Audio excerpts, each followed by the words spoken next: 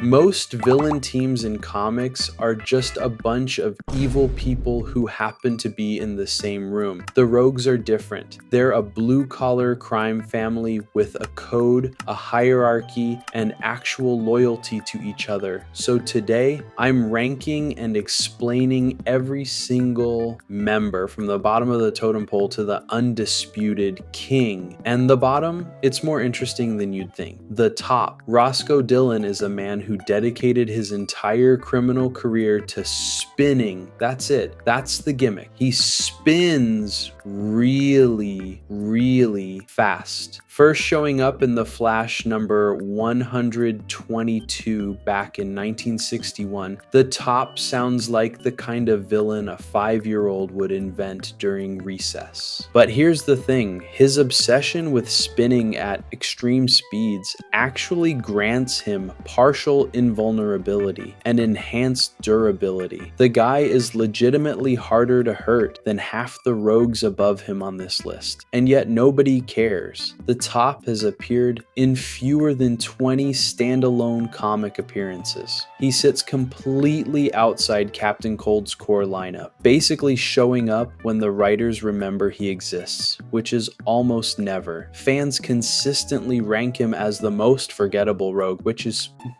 genuinely unfair when you consider that members with weaker power sets get 10 times his page count. He's a character with real potential, trapped inside a premise that nobody wants to take seriously, which is, not ideal, but at least the top can claim he's underrated. Heatwave? He's got a whole different problem. Heatwave. Every team needs a guy whose entire strategy is set it on fire and see what happens. For the Rogues, that's Mick Rory. First showing up in The Flash number 140 back in 1963, Heatwave has always been the blunt instrument in a group that prides itself on planning. Captain Cold calculates angles. Mirror Master exploits dimensions. Heatwave just wants to watch things burn. And honestly, there's something refreshing about that.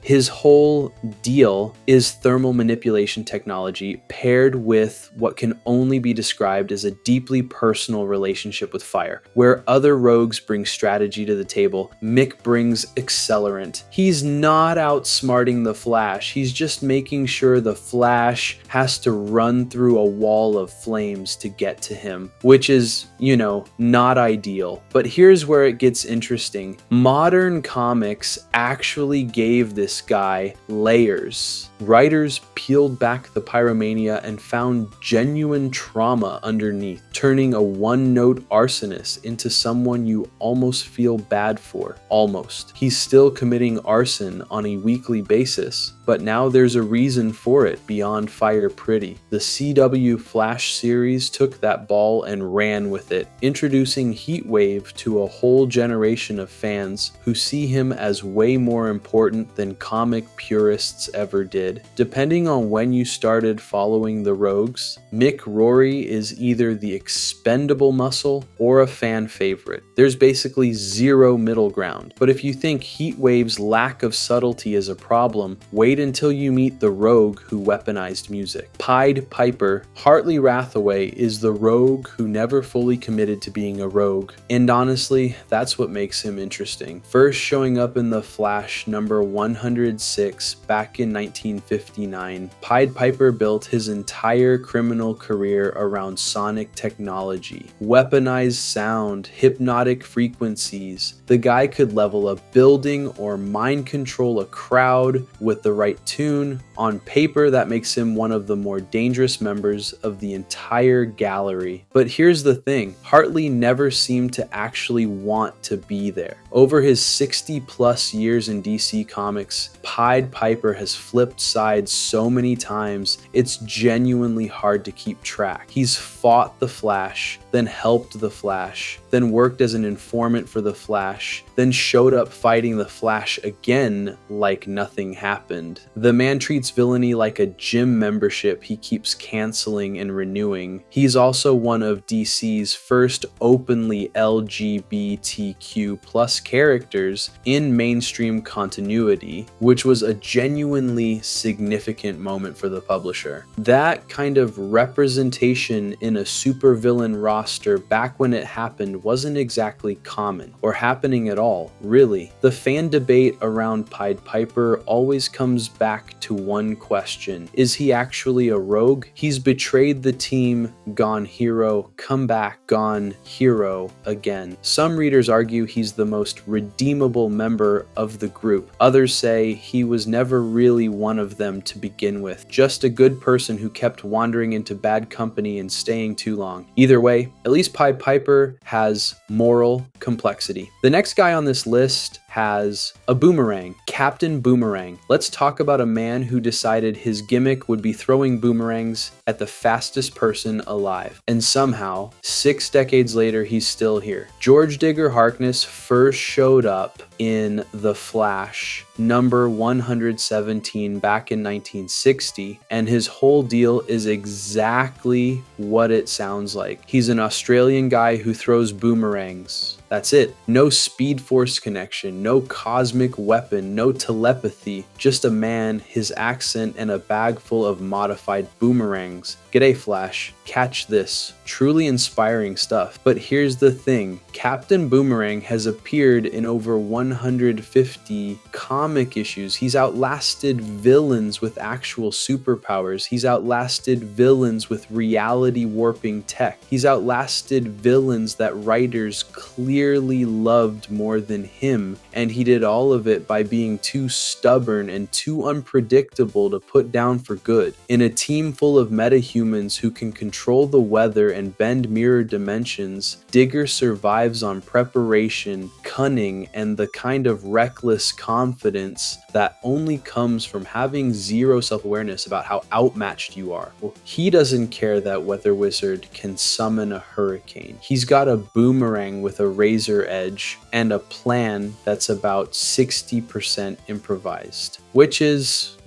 not ideal, but it works. He also pulled double duty on the Suicide Squad because apparently one team of people who want him dead wasn't enough. Fans genuinely love him for being the everyman of the rogues. No powers, no advantages, just sheer Australian stubbornness keeping him in the fight. But if you think a powerless guy with boomerangs is an unlikely rogue, wait until you meet Captain Cold's sister and what she brought to the table. Golden Glider. Lisa Snart started her career as a figure skater. Let that sink in for a second. A professional figure skater looked at her brother's life of crime, looked at her ice skates, and thought, yeah, I can make this work. And honestly, she kind of did. Introduced in The Flash, number 250, back in 1977, Golden Glider was the creation of writer Carrie Bates, and her original gimmick was exactly as ridiculous as it sounds. Razor-sharp skate blades, friction-reducing tech, jewel heists, executed with the grace of an Olympic routine. It's the kind of Silver Age nonsense that shouldn't work on paper, and yet she's stuck around for over 80 comic appearances across multiple decades. That's not nothing. But here's the thing about Golden Glider that makes her genuinely interesting. She's not loyal to the rogues, she's loyal to Leonard Snart. That's it. Every decision she makes, every betrayal, every alliance, it all runs through one filter. What's best for her brother? She's sold out the team to protect Cold. She's gone against Cold's own wishes to protect Cold. The woman has one priority and zero flexibility about it, and that creates a fascinating tension within the group. The other rogues follow a code. Golden Glider follows a person, which means she's simultaneously the most predictable and the most dangerous member at any given moment. You always know what she'll do. You just can't always stop her from doing it. Now, fans have debated for years whether Lisa is a legitimate threat or just Captain Cold's sister riding his reputation. representation. Modern writers have pushed hard to give her individual credibility, upgrading her powers and expanding her solo operations. Some of it lands. Some of it feels like overcompensation, but the family dynamic is the real engine here, and that's something no other rogue brings to the table. Speaking of unique angles, wait until you meet the guy who turned pranks into a full criminal philosophy. The Trickster. Most of the rogues want something tangible. Money, power, revenge, the usual villain grocery list. James Jesse wants none of that. James Jesse wants applause. And that single distinction is what makes him one of the most fascinating members of this entire group. The Trickster doesn't treat crime like a job. He treats it like opening night on Broadway, and every heist is a performance where the audience just happens to be terrified. Here's the thing about Jesse. He's been around since the Silver Age, making him one of the oldest characters on this list by a wide margin. No superpowers, no cosmic artifacts, just gadgets, illusions, and a brain that operates on a frequency somewhere between genius and completely unhinged. He walks into a room with Captain Cold, a man who runs the rogues like a Fortune 500 company with a dress code and rules, and Jesse basically says, "Cool, I'm going to juggle grenades now because it's funny." The internal friction this creates is genuinely electric. Cold wants efficiency. Jesse wants entertainment. Those two philosophies collide constantly, and it never stops being interesting. Now, there's the Axel Walker situation. DC introduced a successor Trickster in 2002, younger, louder, arguably more chaotic. And look, Walker has his fans, but Jesse built the role from scratch over decades. He defined what the Trickster even means within the Rogues. Walker inherited a costume. Jesse invented a philosophy. It's not the same thing. With over 100 comic appearances, Jesse has proven he's not a gimmick. He's a core member whose anarchic energy gives the Rogues something they desperately need: unpredictability. Cold keeps the machine running. Jesse keeps it interesting. But if you think a guy who treats crime like a stage show is chaotic, wait until you meet the Rogue who can literally summon a hurricane on command. Weather Wizard. Mark Marden should be one of the most dangerous people on the planet. Full stop. A guy who can control the weather, summon tornadoes, call down lightning strikes with pinpoint accuracy, and manipulate atmospheric pressure at will. That's not a villain. That's a natural disaster with legs. And yet, he's out here robbing banks in Central City. Here's the thing about Weather Wizard that makes him genuinely frustrating to talk about. His power ceiling has never been defined, not by writers, not by editors, not by anyone. He first showed up in The Flash number 110 back in 1959, and in the 65 plus years since then, nobody at DC has ever sat down and said, okay, here's exactly what this guy can and cannot do. Can he affect global weather patterns? Could he theoretically cause an ice age? Trigger a Category 5 hurricane over Metropolis? Nobody knows. The writers just kind of shrug and give him whatever power level the story needs that week. His origin is actually solid, though. Mark inherited a mystical weather controlling staff from his brother Clyde, which is already a dark little family drama. Before the staff, he was a mid-tier annoyance. After the staff, he jumped straight to high-tier threat. Over 120 comic appearances, multiple crossover events, and he's consistently portrayed as one of the heaviest hitters the Rogues have, which raises the obvious question that fans have been asking for decades. Why isn't he leading the team? Seriously, Captain Cold has a freeze gun. Weather Wizard can summon a blizzard, a hurricane, and a lightning storm simultaneously. On paper, there's zero contest. Cold wins through strategy, discipline, and sheer force of personality, but in terms of raw power, Marden should be running the show. The fact that he isn't tells you everything about how the Rogues actually operate. It was never about who hits hardest, it's about who thinks clearest. But if Weather Wizard's power is poorly defined, wait until you hear about the Rogue whose abilities literally break the laws of physics. Mirror Master. Sam Scudder might be the most most dangerous person in the Rogues, and the wildest part is that most people don't even realize it. Everyone knows Captain Cold runs the show. Everyone knows Grodd is the raw power. But Mirror Master, he's the guy quietly sitting in the corner who could theoretically rewrite the rules of reality if he felt like it. Let me explain. Scudder first showed up in The Flash number 105 back in 1959, and on the surface, his gimmick sounds almost quaint. He controls mirrors. Cool. Sounds like a party trick. But here's where it gets complicated, because controls mirrors is doing an absurd amount of heavy lifting in that sentence. What he actually does is access an entire mirror dimension, a parallel space inside reflective surfaces that operates on its own physics. He can trap people inside mirrors indefinitely. He can teleport anywhere there's a reflective surface.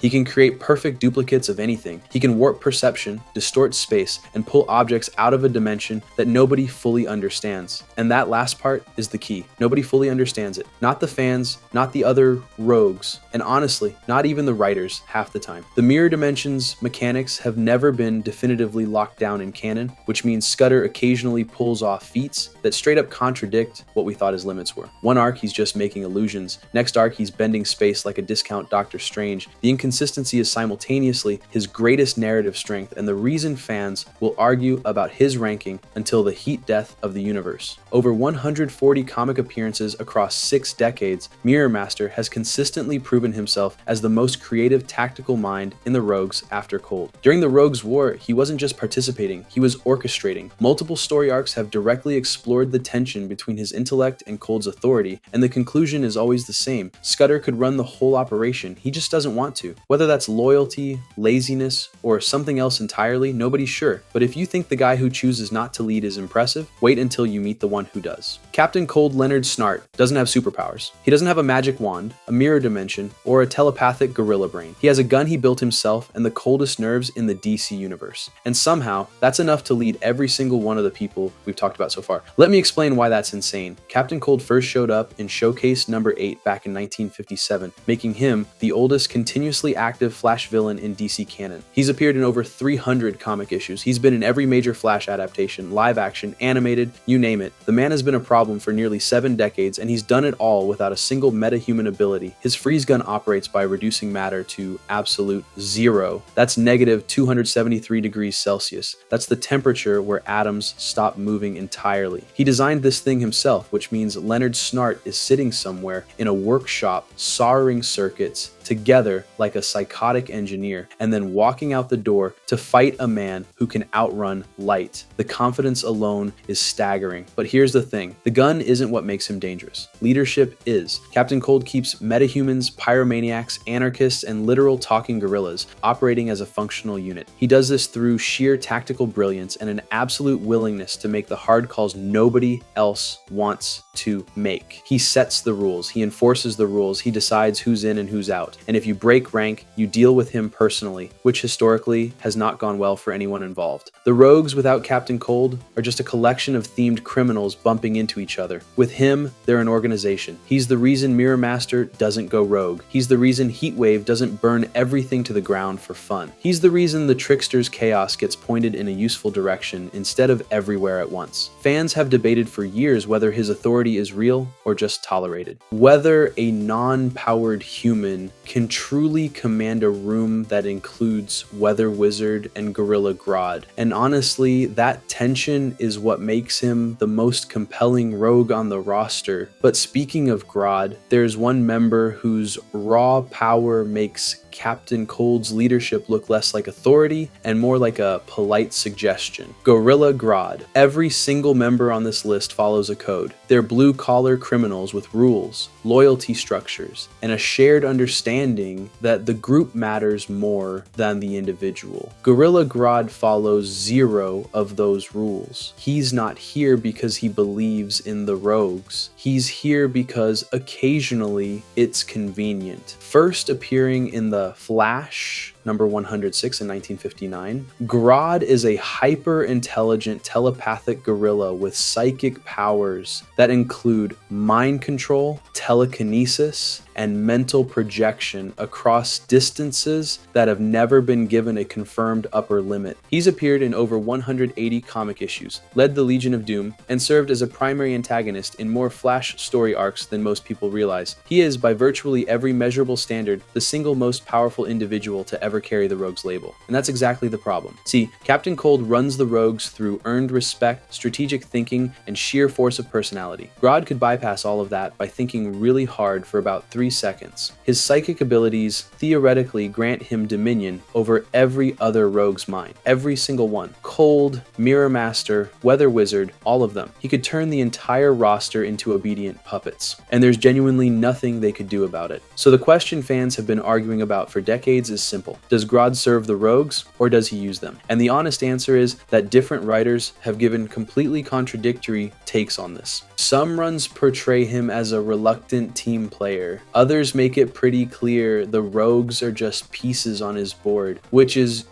not comforting. That's what makes him the perfect final entry. Every other member on this list operates within the structure. They push against it, they bend the rules, they occasionally betray each other, but they exist inside the framework Captain Cold built. Grodd doesn't. He exists outside it entirely, participating only when it serves whatever long-term psychic chess game he's playing in that enormous gorilla brain of his. Every moment Grodd chooses to work with the Rogues instead of enslaving them is a choice. And choices can change. If you enjoyed this video and want to see more, click the video on the screen now.